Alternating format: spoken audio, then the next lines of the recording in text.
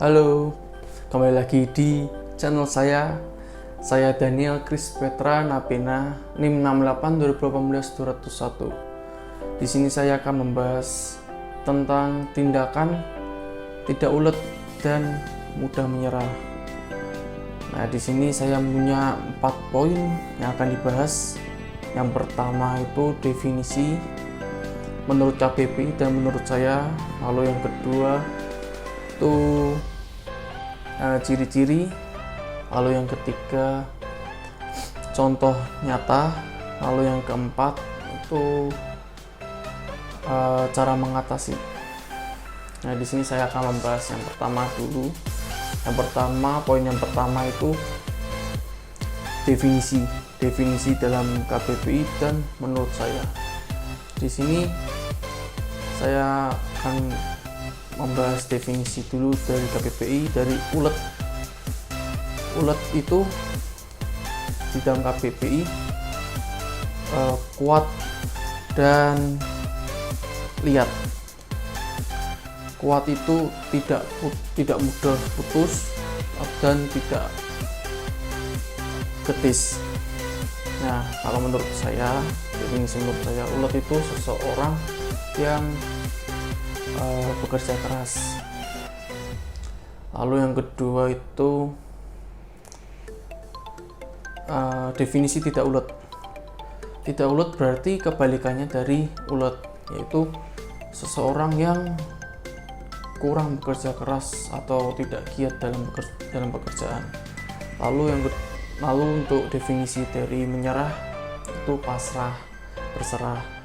Nah, itu dalam KBBI. Kalau dari saya sendiri, menurut saya menyerah itu sudah tidak bisa semangat lagi, tidak mau berjuang kembali, berusaha kembali.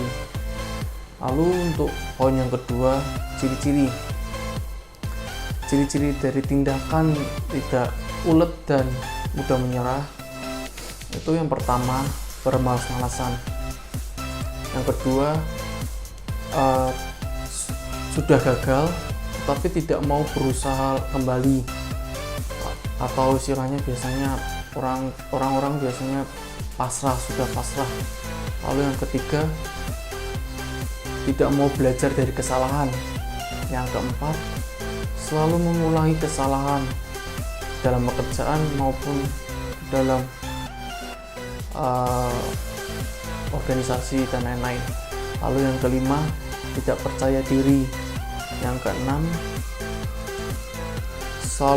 selalu berpikiran negatif. Yang ketujuh, suka mengeluh. Yang kedelapan, tidak menghargai waktu. Lalu untuk poin yang ketiga, saya akan bahas tentang poin yang ketiga itu contoh nyatanya. Nah, di sini contoh nyatanya saya punya beberapa. Yang pertama itu pasti kita semua pernah daftar kuliah. Pernah juga daftar kuliahnya ke universitas negeri. Pasti sebelumnya waktu SMA pasti daftarnya lewat SNPTN atau SBMPTN. Nah, di situ pasti beberapa orang banyak yang tidak lolos dalam SNPTN maupun SBM.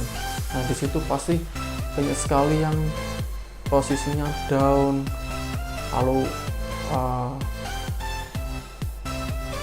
tidak mau berusaha kembali, sudah menyerah gitu. Harusnya kalau mau masuk negeri, mau pengen benar-benar mau masuk universitas negeri, kita harus berjuang,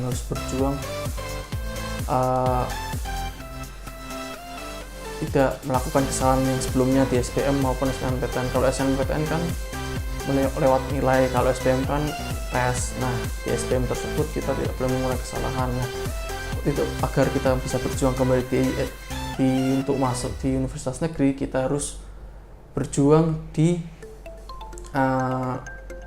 jalur mandiri. Lalu yang kedua, ini di dalam pekerjaan.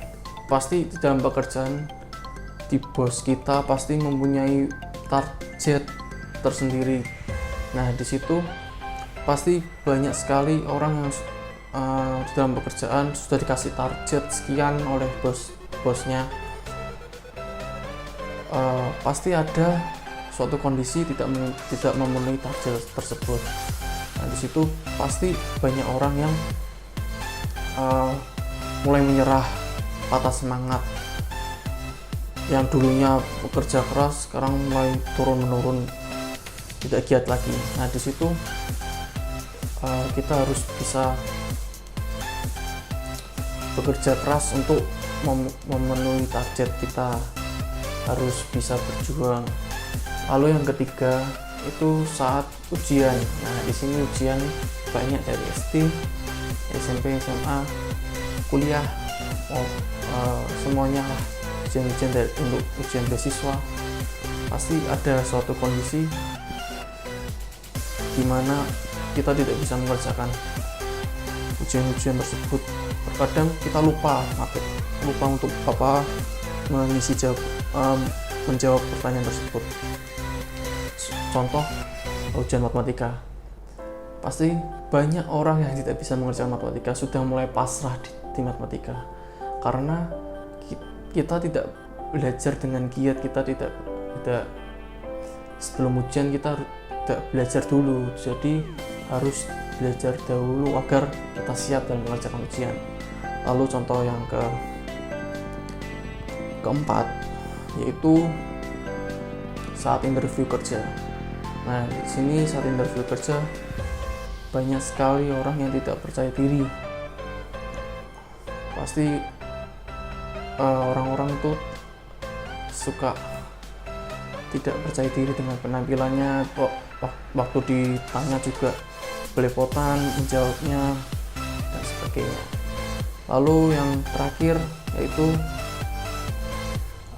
saat presentasi. Nah, di sini banyak sekali orang-orang termasuk kita semua pasti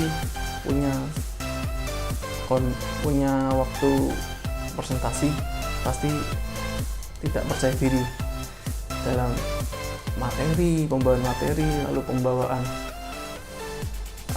bicara kita, lalu penampilannya kita tidak percaya diri. Nah, di situ kita harus bisa percaya diri.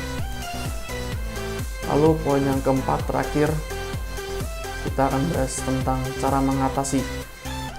Nah, yang pertama, selalu berpikiran positif. Yang kedua, mulai belajar untuk bekerja keras. Yang ketiga, selalu giat dalam melakukan apapun. Kita tidak boleh bermalas-malasan. Lalu yang keempat, jika gagal, berusahalah kembali untuk tidak gagal. Yang kelima, selalu percaya diri dengan diri kita maupun orang lain. Jadi kita harus bisa membawa perasaan percaya diri, tapi tidak boleh juga yang berlebihan. Lalu yang terakhir, kurangilah untuk mengeluh, karena mengeluh itu tidak bisa memecahkan masalah. Oke, sekian dari saya. Terima kasih.